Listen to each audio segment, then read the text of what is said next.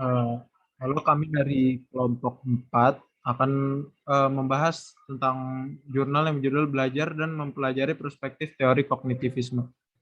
Alasan kami mengambil jurnal ini karena pada jurnal ini utamanya menggunakan teori tentang Piaget yang mana itu sudah familiar karena sering sekali dipelajari di materi-materi terakhir di semester 2 ini. Jadi, di kelompok 4 beranggotakan Rifki Paradia Purnomo, Alma Hidayah, Sudira Nadi Wardana Wijaya, Ezra Restan Koral, dan Nadila Tiara Musyafah. Pada abstraknya itu, teori perkembangan kognitif dikembangkan oleh Jean Piaget, seorang psikologis Swiss yang hidup tahun 1896 sampai dengan 1980.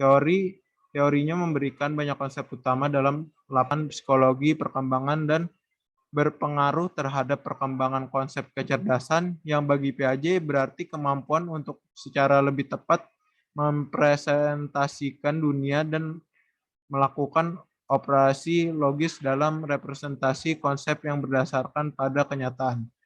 Teori ini membahas munculnya dan diperolehnya skema tentang bagaimana seorang mempersepsi lingkungannya dalam terhadap perkembangan.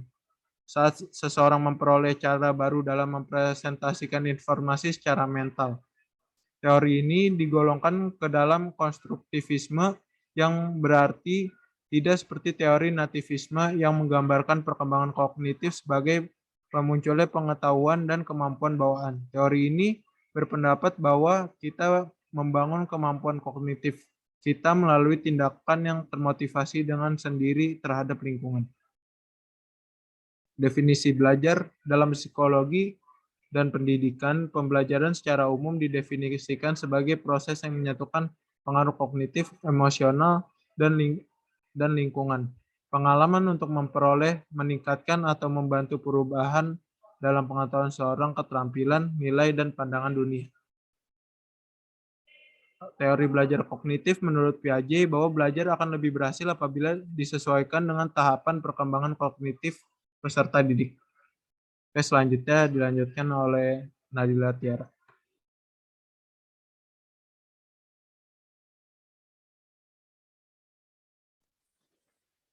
Pengembangan teori Piaget. Dari teori ini, Piaget memperoleh Erasmus Prize dibagi menjadi 4 periode utama. Yang pertama, periode sensori motor usia 0 sampai 2 tahun, yang kedua periode praoperasional usia 2 sampai 7 tahun, yang ketiga periode operasional konkret usia 7 sampai 11 tahun, yang keempat periode operasional formal usia 11 tahun sampai dewasa.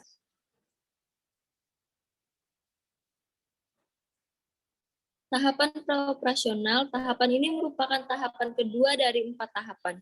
Dengan mengamati urutan permainan, Piaget bisa menunjukkan bahwa setelah akhir usia 2 tahun, jenis yang secara kualitatif baru dari fungsi psikologis muncul. Praoperasi dalam teori Piaget adalah prosedur melakukan tindakan secara mental terhadap objek-objek.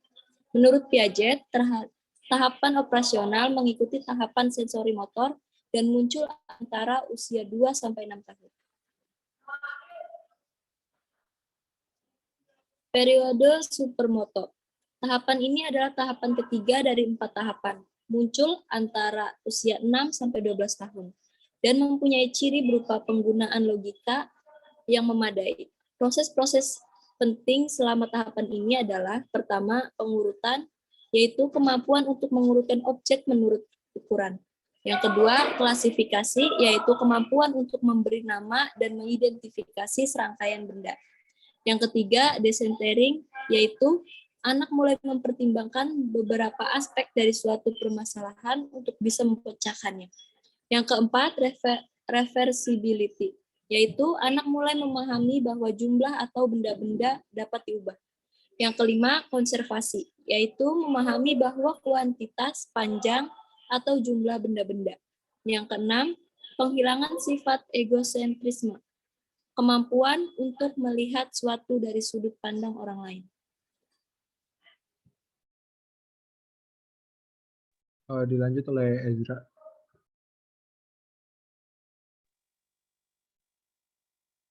Operasional formal. Tahap operasional formal adalah periode terakhir perkembangan kognitif dalam teori Piaget. Dialami anak dalam usia 11 tahun saat pubertas dan terus berlanjut sampai dewasa.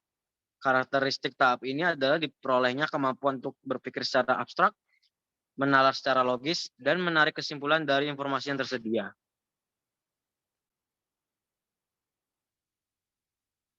Lalu ada tahapan perkembangan.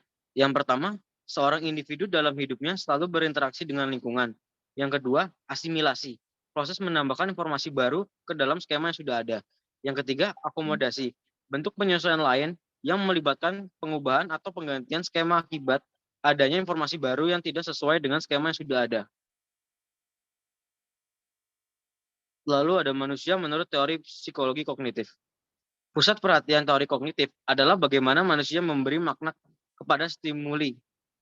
Menurut teori ini, manusia tidak secara otomatis memberikan respon kepada stimuli, tapi ia aktif menafsirkan stimuli yang dihadapinya. Dilanjut oleh Sudira. Teori kognitif dalam pembelajaran dan pengajaran.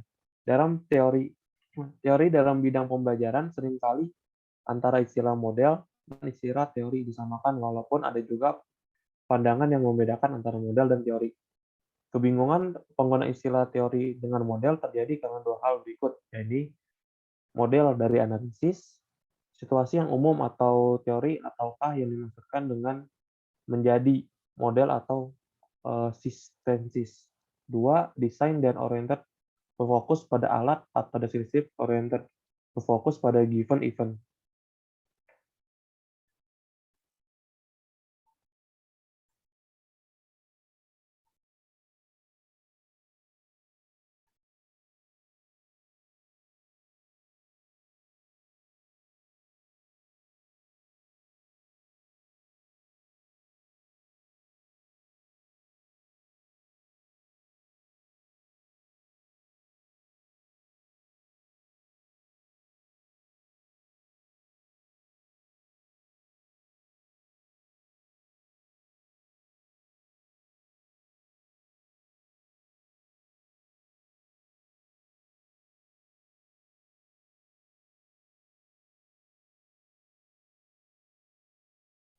Oke, bisa dilanjut ya.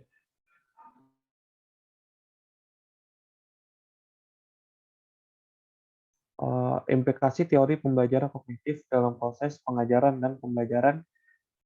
Teori ini menekankan proses kognitif untuk menghasilkan perubahan tingkah laku dalam pembelajaran. Selain itu, teori ini juga menekankan faktor pengalaman sedia ada untuk memikirkan cara penyelesaian masalah yang dihadapi. Mengikuti pendapat Jean Piaget, dalam teori pembelajaran kognitif, beliau telah mengelaskan kepada 4 tahap perkembangan kognitif Piaget, yaitu 1. Sensori motor sejak lahir hingga 2 tahun, 2. Praoperasi 2 hingga 7 tahun, 3. Operasi konkret 7 hingga 11 tahun, 4. Operasi formal 11 hingga remaja.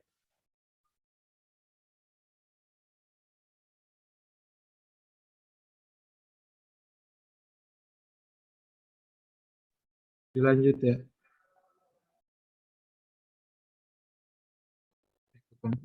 Udah habis. Udah.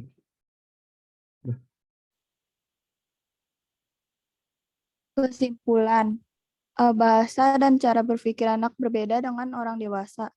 Oleh karena itu, guru mengajar dengan menggunakan bahasa yang sesuai dengan cara berpikir anak. Anak-anak akan belajar lebih baik apabila dapat menghadapi lingkungan dengan baik. Guru harus membantu anak agar dapat berinteraksi dengan lingkungan sebaik-baiknya.